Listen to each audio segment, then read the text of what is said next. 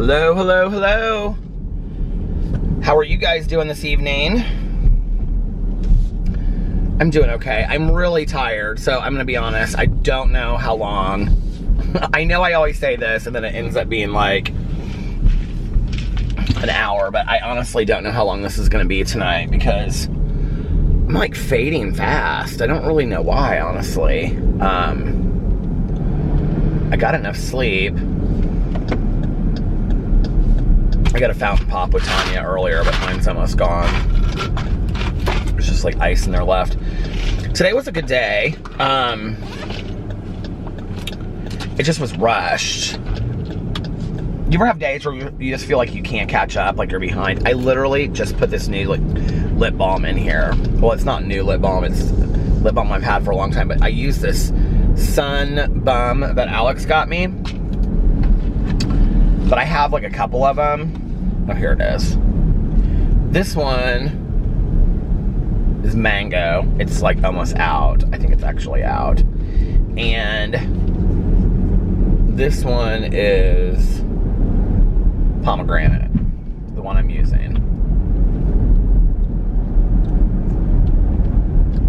I like the other one better, the mango, I think. Anyway, I don't know. I have like a cup. I don't know what the other flavors are that I have. They have kind of like weird flavors on them. But anyway, let's see. Looks like there's like glass up here. Got up today and I feel like I've been up forever, honestly. I'm trying to think of what I did. I got up and I went and got coffee and I ran a couple errands and yeah, then I actually still have my coffee cup in here. I finished my coffee. Do you guys know that if you take your own cup to Starbucks and when you order your coffee, if you tell them that you have your own mug, you get 10% off because you're saving? It's like, I don't know. But anyway, I think that's pretty cool. Not 10%, you get 10 cents off. They told me that the other day, and so I've been doing that now. Because I usually tell them when I get up to the window, and they're like, do you know that if you tell us, like before, it's like 10%, it's 10 cents off? I just said, oh, I didn't know that. So I drove around and I did a couple errands today, and then I came back,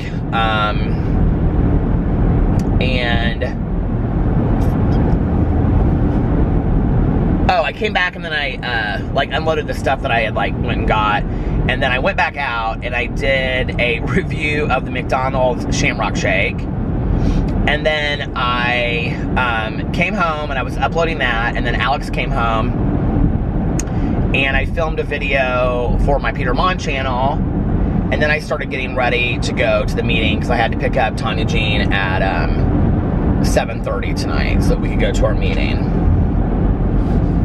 And I picked up Tanya, and then we went to our meeting, and then we stayed around for a long time afterwards. We had like a business meeting, and then she asked me to take her to get a fountain pop, so I got a fountain pop, and then we drove around for a little bit longer and talked because we haven't really seen each other a whole lot since she's been gone. And yeah, then I took her home, and then I came home, and then I got some stuff done around the house, and then Alex went to sleep, and then I was like, okay, I guess I'm gonna go vlog. But like my eyes are really tired today. I don't know why. And I mean, like in all reality, I probably have my contacts in right now, but like less than I usually have them in. So I wanted to listen to a little bit of my audiobook tonight too before I go to bed. Because I'm trying to get it done so that I can read some other stuff about the BTK killer before I do the live stream. Last night, thank you guys so much for all the suggestions that you guys gave me for different books to read. It was interesting, like the books that people recommended. I feel like I've said 5,000 times already on this vlog. Let's see. Somebody recommended to me Leigh Bardugo. So I read the 6 of whatever that is. It's one half of the duology, 6 of Crows. I read 6 of Crows by Leigh Bardugo, but I haven't read Crooked Kingdom yet. And then the Grisha trilogy, which I haven't read. And then there was another book in there. Somebody recommended for me to read, maybe it was the same person, I don't know, the Asylum books. I think it's by Madeline Rue. I have those, or I have like the first 2 or something, and I haven't read those. I've gotten really mixed reviews whenever I mention them in BookTube videos. Some people are like, they're really, really good, and other people are like, oh no, you don't want to read those at all. Mel recommended to me to read the Dexter books because she's always trying to get me to read the Dexter books. She texted me late tonight and she was like, you need to, if you want a recommendation for something to read in Miami that takes place in Miami, and she sent a little gif of like Dexter on TV. I hear you, Mel. I'll try a Dexter book just for you. How about that? And then look, I'll get like totally hooked and then I'll owe it to her. But anyway, there were a lot of recommendations on there, thank you. There was one recommendation that was something that I really wanted to read already. So I was like, that's the one I think I'm gonna check out. I actually was on Audible, the last time I was on Audible, I bought like 2 or 3 books. And I think, well, maybe, I went on there specifically to buy something. And I had 4 credits, and I ended up buying this book, and I can't remember what it's called, but it's a nonfiction book, and it's new. I think it's like new, like, because I think I got it new and nonfiction, so I usually look through like the new and fiction, the new and nonfiction on Audible. It has those books listed, and it's about this woman that is like she's like does special effects or something. And so she starts reading this article, or she finds something about some woman that like worked on this like horror movie like way back in the day, like the Swamp Thing or something, but it wasn't that. And that she was the one that came up with like all these techniques, and then all of a sudden she was kind of like, this man took like said that he had done it or whatever, and so this woman was kind of pushed to the side and it would have been like in the 40s or something, that she was like at the top of her game, and like she came up with all these kind of ideas for special effects in movies, and then she kind of disappeared from the scene. And so this woman goes to try to figure out like what happens to her, and it said it was like a story of this woman's career, but also like both women's careers like side by side, but also kind of like a thriller, because she's trying to like find out what happened to this woman. And it's a nonfiction book, so I'm excited about that. That's the kind of nonfiction I really like, is when I don't really know a whole lot about what they're talking about. I think it's really interesting, because then I'm educated a lot about it. It's why I like to like watch some documentaries on stuff that I have absolutely no clue what it's about whatsoever. And then I get really intrigued, and I think learning things is kind of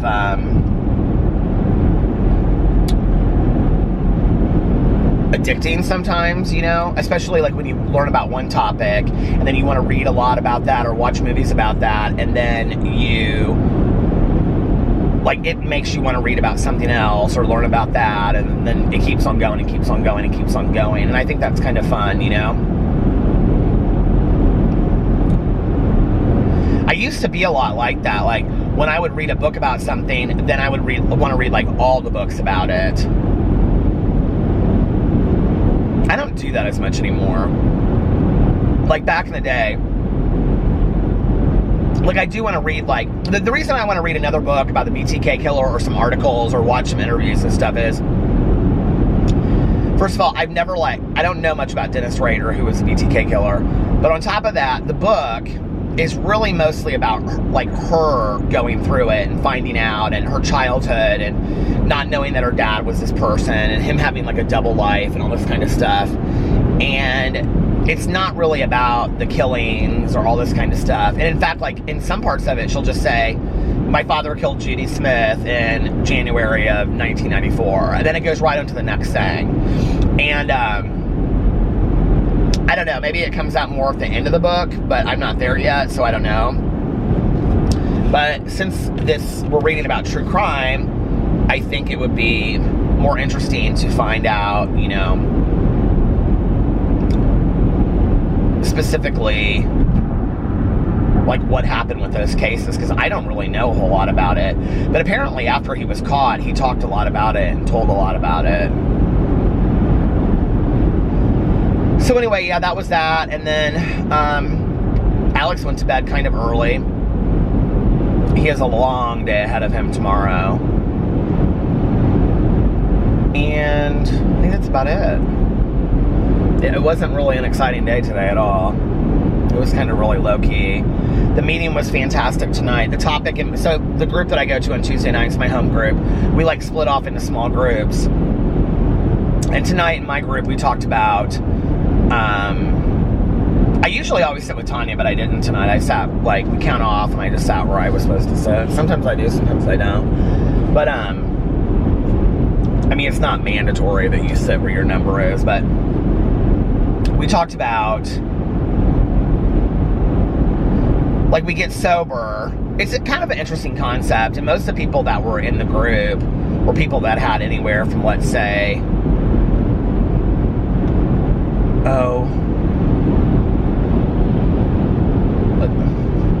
I know how long most of these people have. Let's say 6 years to 40 years in this group, and there was like 8 of us. And we talked about like getting sober, right? And so at first when you get sober, at least this was my case too, but like a lot of people share this tonight, it's all about getting sober, going to meetings, you know, changing your friends, like being around sobriety all the time, just like always being around sobriety, right? But then after you've been sober for a while, you know, you get a job, you get a relationship, you know, some of us go back to school, things like that. And then it's like our real life, which we've gotten as a result of being sober, because we wouldn't be having that life if we hadn't gotten sober, right? Our real life takes over priority, or takes priority over our sober life, which is dangerous to any sober person, because our sobriety always needs to come number one, because without our sobriety, we don't have anything else. So it's an interesting conversation, because I think at any point, you know, in your recovery, at some point that's going to happen. I think for me, it really happened the first time when I was in graduate school and I was working full-time, you know, and I mean, between graduate school, 15 credit hours, working full-time, 40 to 55 hours a week or something. I don't know how much I was working back then. And I had internships on top of that. And I was in a relationship. And I had friends. You know, and I was working out. That was like at the peak of me working out and being healthy. And I think that was like my main stress reliever back then, because I worked out like almost every day back at that point. You know, I look back at that and I'm like, that was a lot. I mean, I remember the day that I took my last master's program, you know, before I graduated with a social work degree. I was like, I just remember feeling this immense stress, like, lifted off my shoulders. But I also remember thinking to myself, what am I going to do with all this free time? I mean, I no longer, like my first semester, I didn't have an internship. My second semester, I had an internship, but it was like 10 hours a week or 20 hours a week. I can't remember. Then my second whole year, I had an internship that was 40 hours a week. So I was working 40 hours a week, 40 to 50, on top of having a 40-hour-a-week internship, on top of having classes in a master's program, on top of having a boyfriend that I was living with, on top of having a roommate that was my best friend, and working out and doing all this stuff and going to meetings. I mean, it was a lot. I don't even know how I managed it looking back, you know? And I remember when I got to the end, I remember like that last class, and I must not have had a cell phone at that time yet, because I can remember like calling my mom from this payphone on Delaware, downtown Indianapolis. And that payphone's still there. And I can remember calling her and being like, I just took my last class, Mom. And she was like, oh, congratulations. And then she was like, I mean, you might want to get your PhD. And I was like, oh my God, no. I was so done, you know? And, which is funny, because like in the last, I would say, well, not recently, but like the first couple years that Alex and I were together, I thought about maybe going back and getting my MFA in writing. So, but I'm not going to do that. But anyway, I can just remember thinking to myself, I'm gonna have so much free time and like, I don't even know what I'm gonna do. And what's so funny is, at first, like when I got out of school, I did have quite a bit of free time, you know, because, I mean, I literally cut out of my schedule 15 credit hours a week of school, studying on top of that. I mean, I was studying all the time, you know, writing papers and reading all this stuff. We had so much reading to do in graduate school. And then the internship on top of that. I mean, my schedule literally was cut in half. But, I mean, it was like a week or two, and I remember thinking to myself, I don't really have that much free time, you know? Like, it didn't feel like I had tons and tons of free time. So, it's crazy when I look back on that, you know? I just felt so driven, I think. It is hot in here.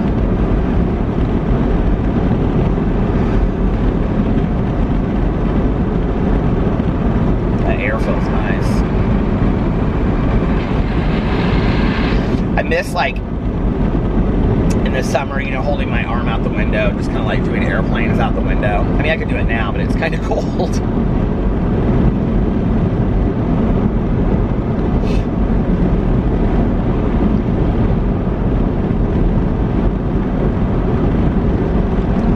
It's interesting when I look back on, like, when I was in undergraduate school, I had this advisor in the English department. I bet at the time he was probably in his mid-60s. Probably, let's just throw out, like, I don't know, 62 or 63, early 60s. So that's been, what, like 24 years now, you know, like...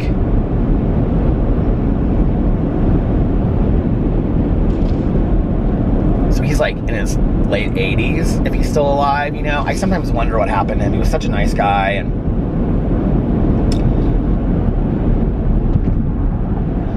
like I had to talk to him a lot about when I got sober, because I ended up taking a semester off. I've talked about that on here before.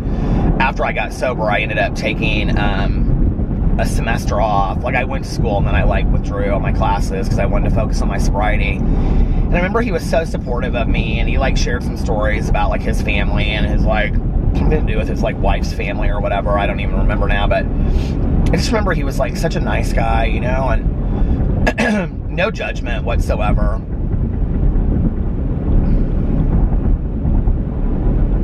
Just such a decent human being.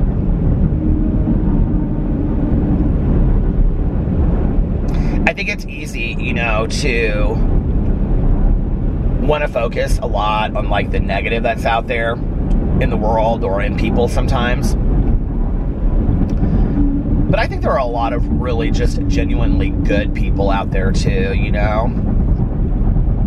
And maybe they didn't get there like overnight. I mean, maybe they, you know, it took some time to get there. I mean, you sit in 12-step meetings, you know, and you hear stories that people share about who they were back in the day. Who I was way back in the day, you know. Not that I haven't made mistakes since, because I have, and I, you know, think we all know that.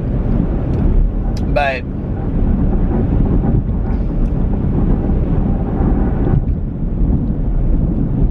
you know, I think just I look back on that and I think of who I was, like, you know, way back in the day, and I think in my heart of hearts that is not a fair representation of who I really am and my core and in my heart. And you know, Tanya and I were talking a lot about this on the way home tonight. We started talking about those Oprah aha moments. And I was talking to her about what I had, like, you know, written down about forgiveness. And we were talking about, you know, like,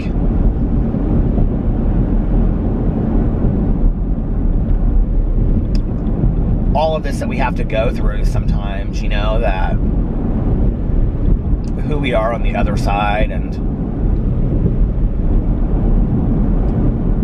it's kind of like once you enter into this thing where you enter into the journey, so to speak, I just thought of something else. My mind just went like right, left, what's it, left of center? Is that even what the same? No, that's not the same. But like I started thinking about this documentary that I was watching. But anyway, I realized on a side note that I never finished the J.T. Leroy documentary, and called Author, I think, or something. And so I started watching it again late last night, and I didn't even finish it because I was tired. Anyway, the author in there talks about something similar to this. But Tanya and I were talking about that. You know, it's like, once you get on this journey of self-exploration, of like, I want to be a better person, and I want to learn from my mistakes, and I want life to be a learning experience, and I want to take inventory of the things that I've learned in my life. Like, once you get on that, it's kind of hard to get off. Like, you don't really look at things ever the same way again. You know, you just can't. It's like, you've decided that you're going to be in this journey, and that you're going to look at things that way, and I think forever it programs in your head, okay, what am I supposed to learn from this? What is this, a learning experience? Am I being taught something right now? Where's the lesson in this? And once you do that long enough, it's kind of like a language that you start speaking to some degree, you know, that you start speaking in that language, not really even to others, but to yourself, you know?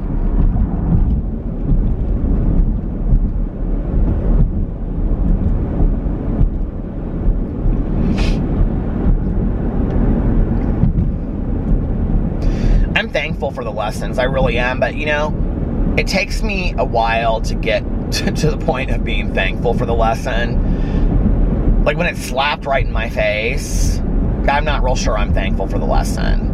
You know, but I think indirectly it's blessings in disguise. You know, it's like, wow, the way that I look at something today is so vastly different than I would have looked at it had I not gone through this. But I don't know that I would have wanted to go through it as well, you know? Like, just all the lessons I've learned from, you know, my mom's passing, but I don't want to have to go through that to learn those lessons. But if her passing was going to happen anyway, then, I mean, okay, can I make something positive out of the lessons that I've learned? You know what I mean? And I think that's kind of like what I try to do with it a little bit today.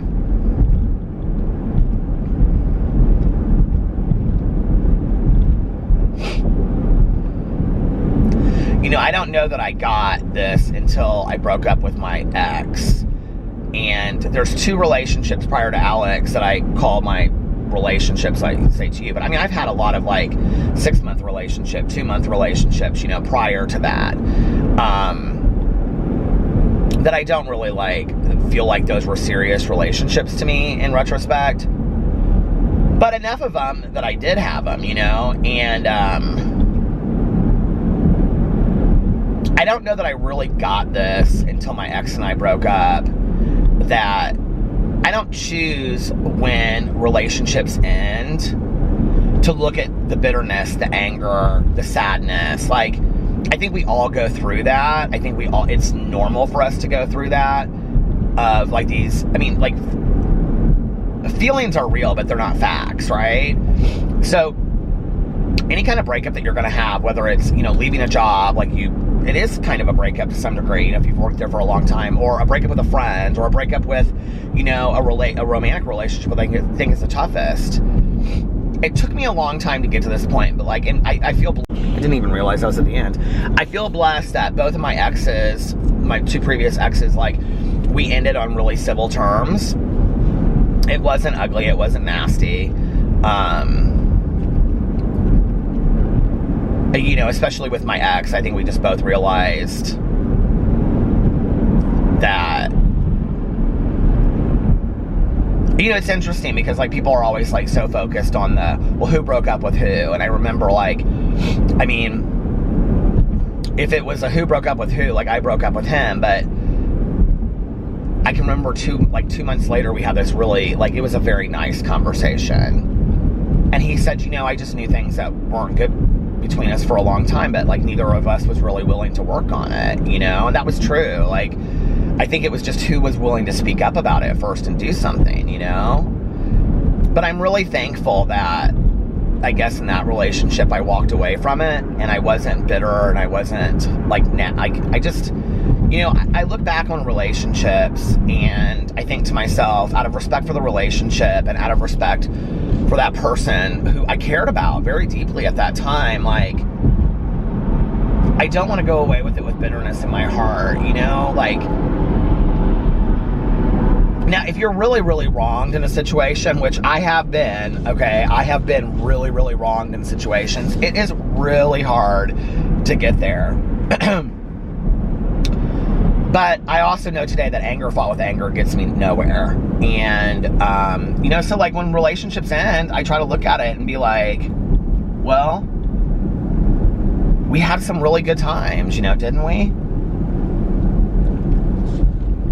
I actually, because I think it's this thing that, like, have you ever, like, broken up with, like, your partner or whatever, and you both know it's, like, not meant to be? It's like, okay, you've dated for a long time, let's say years, right? And it's over. I know when I say this, there are going to be some people out there that are going to be like, no, I never wished that. But is there anybody out there that's felt like I did at times with both of my exes? Like, wouldn't it have been nice if we could have just sat down and had, like, one last cup of coffee, one last conversation, and been like, you know, wasn't this great? Wasn't this a great trip? And, you know, like, thank you for being part of my life. And really, truly having some, like, true closure where you can look at that person and say, you know, like, I'm not in love with you. I care about you deeply as a person. I want the best for you. I'm sorry it didn't work out between us. I think it's best for us both to go our ways, separate ways. But let's look at our lives together, you know, and just kind of, like, reminisce for a moment. Because the reality is, when you break up with somebody or a friendship ends, if you've ever gone through it, you'll know what I'm talking about. Like, literally, 1 second, y'all are best friends, or you're boyfriend, girlfriend, or boyfriend, boyfriend, or girlfriend, girlfriend, or husband, wife, or whatever. The next second, there are no words. I mean, it's like you don't even know that person anymore. And I think sometimes it's worse than death, even, because with death, you know that person's not coming back, right? But with that, it's like they're out there living their life, their best life, and it's hard, you know, which is why, like, I've always suggested to people to unfollow people from social media and things like that, because it makes it easier on you and for that person, you know? But I think it's hard. So, you know, like, I always thought that would be nice to whoever, you know, if I have 10 more relationships, which I hope I don't. I hope it's just me and Alex. But to be able to have that last conversation, and I actually, if you've read my book, you'll know this, I wrote it into my book. And there's a scene in there where two people have the conversation. Like, they literally have the conversation about the ending of their relationship. And it's different circumstances, but... And I can remember when people read it, other than the Insta love, which is funny because I think that's a perspective thing. Because a lot of people were like, I just don't like it. They fall in love too quickly. And I was like, I know. But that's how I fall in love. I fall in love very quickly. But then other people were like, oh my God, I love the Insta love in it. Because I'm the same way. And I think it's all perspective. I think it's how you look at things. If you're somebody that takes a while to fall in love, then it probably didn't seem natural. But if you're somebody that falls in love very quickly, it probably seems natural. But the other thing that people had, like, they were split on was this conversation between the two people where they had, like, one last conversation after they broke up. And, like, I mean, I remember, like people emailing me and be like, is this based on fact? Like, did you really do this? Because, like, I wish I had been able to do that with my ex. And how do you get to the point where you can have that conversation? I mean, it never happened, right? And I also think that this today, like, in my first 2 years of being broken up, like, maybe that would have been important to me. Today, it's not important to me. I mean, I haven't seen my ex in so long that, like, I mean, I have good memories. I share them on here about the gambling and things like that. But, like, that coffee would be so different today than it would have been 10 years ago. You know what I mean?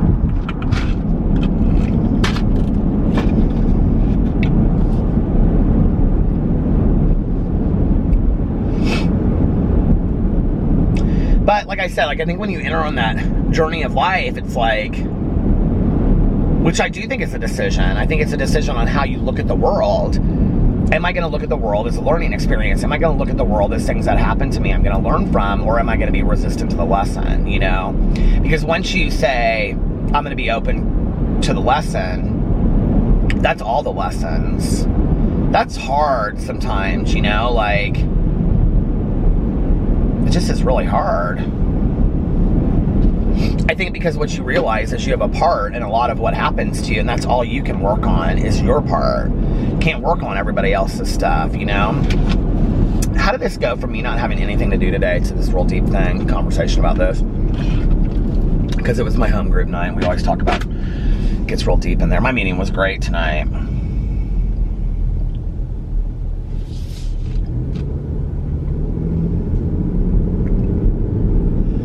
Oh.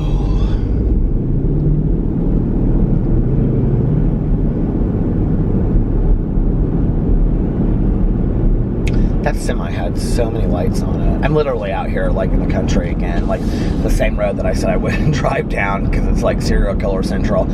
And there's like never anybody out down here. And literally there's like a house like every like 2 miles. Kind of reminds me of where my aunt and uncle live. Well, my uncle's passed away, but my aunt and uncle that lived on the farm that I used to visit when I was a little kid.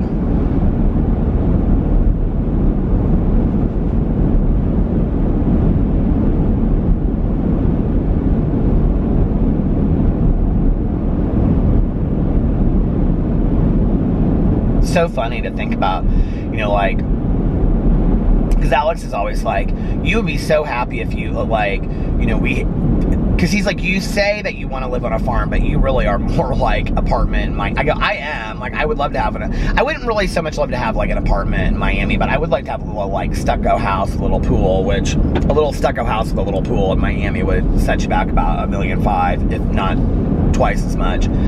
But I would live in an apartment in Miami, and he said, but, like, you'd be just as happy on a farm, but you say, but would you really? And I think to myself sometimes, like, being, like, way out here, like, I think I would be really scared, honestly.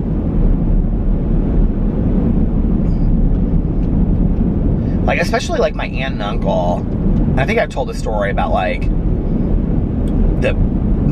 my uncle was, like, out of town, like, he and, like, my, cousins were at like the Three River Festivals in Fort Wayne, Indiana, or like wherever that is. And so they were out of town for like 3 days showing animals or something. And it was just my aunt and I was real little. And like we pulled up to our house. Well, their driveway like goes back. Like it's like a half a mile. Like seriously. You can see the house from the road, but it's like a half a mile straight back. And there were like all of these like motorcycle guys. She like told me to like get down in my seat. I just remember being really scared over that. And there was like these motorcycle guys like in the driveway. Anyway, that was a scary night. And but like I think about that and I think like, what would you do if you were like in your house and all of a sudden you just saw these lights like pull into your driveway? Like, even if you called the police, I mean, my God, it's out in the middle of nowhere. Nobody would hear you. I'd be calling the police every half an hour. I'd be so scared. They'd be like, oh, it's Peter Monn again. Who's going to go out there this time? Is it another ghost?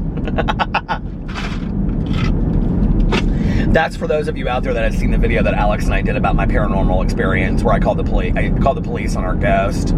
That is a true story. That did happen. Oh, I want to go to another psychic.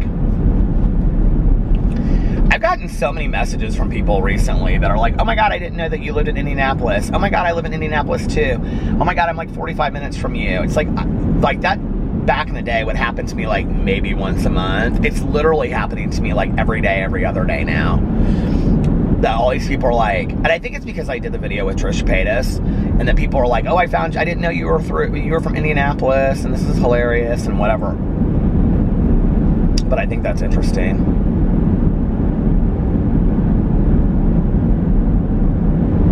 she's like, even these people, like, they park their car underneath this thing, and then they have to get out and, like, walk into their house. Like, no, man. Like, that would scare me.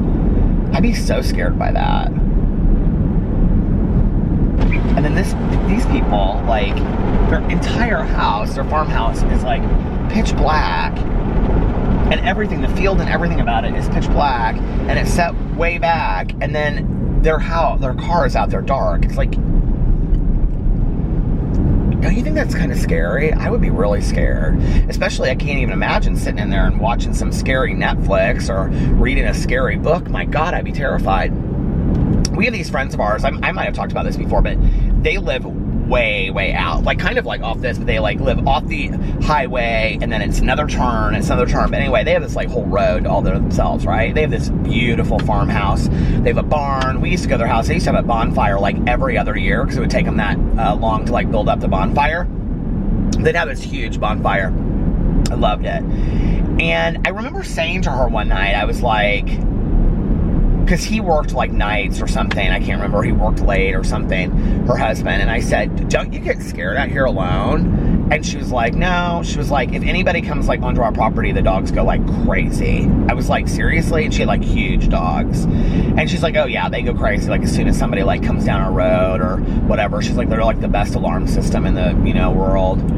But I still would be terrified. I don't care if those dogs were going crazy. I'd be like, I'd have to have a panic room or something. Did you ever see that movie back in the day with Jodie Foster, Panic Room? Do you guys remember that movie? Those kind of movies always make me so nervous. They always do something stupid. What happened to Jodie Foster? She stopped making movies. I know she's got, like, kids, and she's, like, raising a family.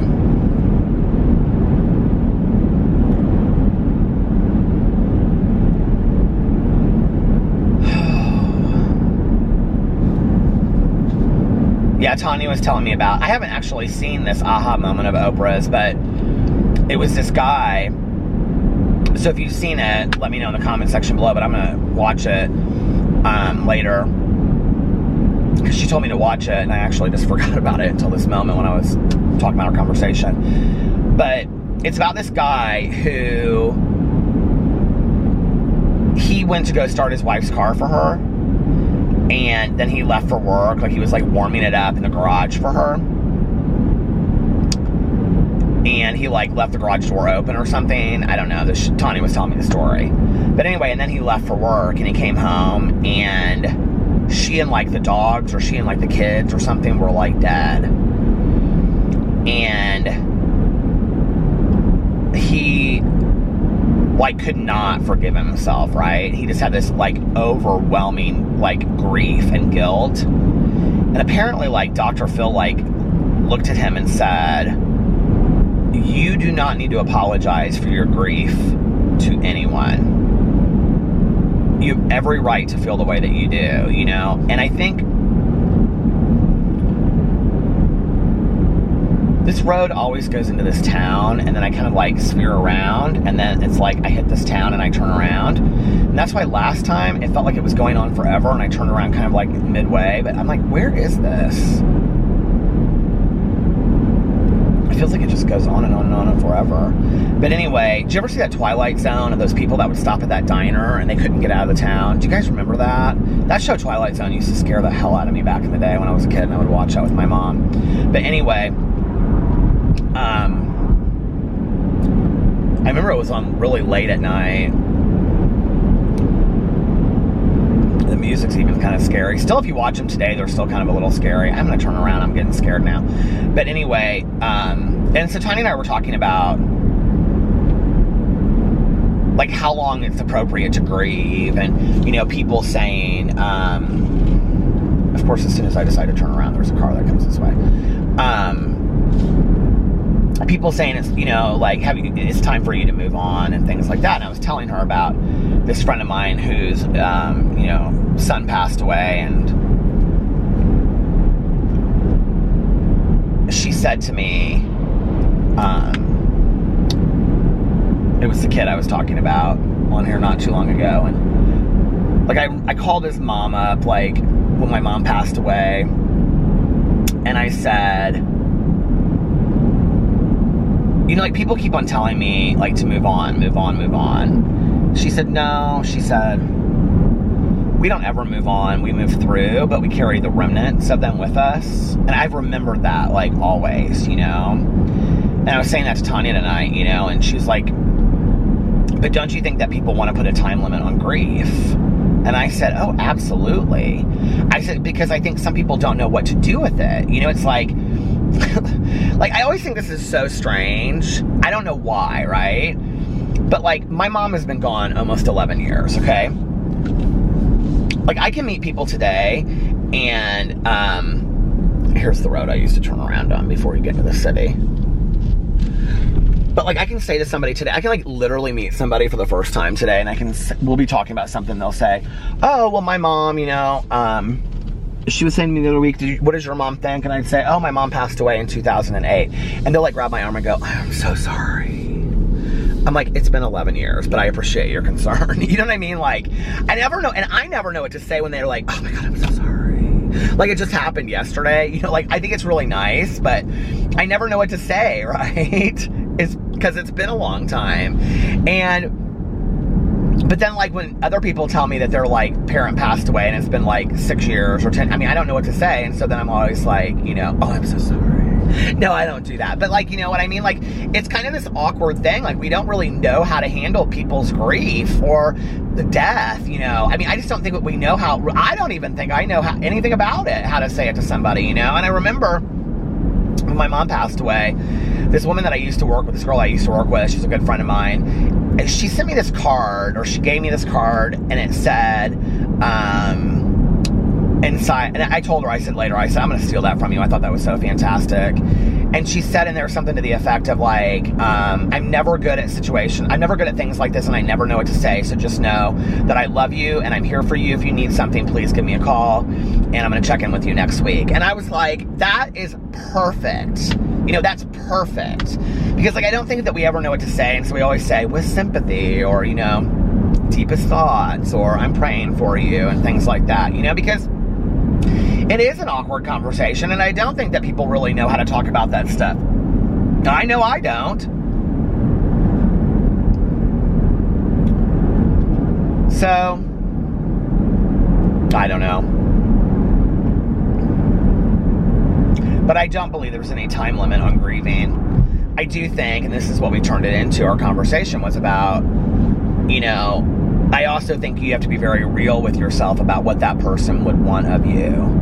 You know, like when I was talking about the Dr. Phil thing where, you know, he says to that woman, have you ever thought that the true betrayal is celebrating or focusing on the one day that she died instead of the 18 years that she was celebrating, instead of 18 years that she was alive? And I think that's it, you know, is I think, like, for me, like I've said, like, because Tanya said, well, I hope you'll miss me a little bit. And I said, oh, girl, you know, I'll cry a river over you. Like, but, you know, like I would. But at the same time, it's like, I know that Tanya would say to me, like, we didn't even have this conversation, but she would say, I'm not here anymore. I hope, because I would say this to her, you know, I hope you find a best friend down the road that's different, but just as loyal and loving, you know, as the relationship that we had. I want that for her. I love her. You know, I don't want her stuck in grief forever. Do I want her to remember me? Hell, yes. Every day. A little tear every day, but then some joy, you know? And we were talking about, like, the true honor of respecting somebody is really the memories and the stories. And the stories don't always have to be happy. They can be some sad stories, too, but really remembering that person, you know, and not lying about who they were, but being honest about who they were, and the funny stories and the silly stories, too, you know? Like, I think that's important. And, but I think we have to ask ourselves in situations like that, what would that person really want of us, you know? And I think we do know to some degree. I think we do know what... I'm, like, thinking about this part that I wrote in my book. Because I wrote this part in there. So if you haven't read my book, it's about a twin brother whose twin dies. And he dies, like, at the very beginning of the book. And so it's a lot of his coming of age, like, into his own, and really figuring out who he was, because he's always hidden in the shadow of his identical twin brother. And there's a part with him and his dad where his dad says, like, he wouldn't want us to be sad or something. It's my own damn book and I can't even remember what I said. Isn't that funny? So anyway, but he says something like that, and then Danny, the main character, says, how do people know what dead people want? Like, he questions that to himself in his head, you know, like, how is it we think we know? But I think we do. Like, I think that if we knew somebody enough that we're moved by their passing, then I think that we know in our heart of hearts what they would really want from us. Maybe not day one, but maybe like 6 months down the road. Like, what would they want from us? Or 6 years down the road, you know? I know my mom would say, I love that you tell the stories about me. You probably tell more than I wish you would. I'm honored that you tell the stories about me. It means a lot to me. It means a lot to me that I had such an impact on your life. I don't want you to forget me, but Peter, I want you to have your own life too. I didn't give you the life that I gave you and teach you the things I taught you for you just to sit and be sad about me every day until you pass away. I want you to have your own life. I know that she would say that to me. I know she would. Now, my dad would say, I know this, and he's still alive, but if I asked him, he'd say, don't shed a tear. Don't lose one. Because my dad's all about that. He's like, you know, fine, emotions are great. My dad's a real emotional guy and all that kind of stuff, but he'd say, when I'm gone, I'm gone. You can't do anything about it. Don't lose, like, I want you to have the best life possible. That's what my dad would say to me.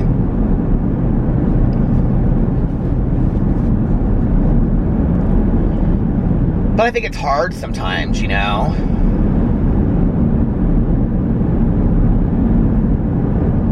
Grief sucks. It's a tough emotion, you know? Or it's not even one emotion. It's a process or whatever we want to call it, you know? Oh my God, am I almost at 24 minutes again? Well, listen, I think I'm going to end it here because I'm almost done and it's almost at 23 and a half minutes where it stops. So, but I will be back tomorrow. I hope you guys are having an amazing day unless you have other plans. And don't forget, in case nobody else told you this today, I love you.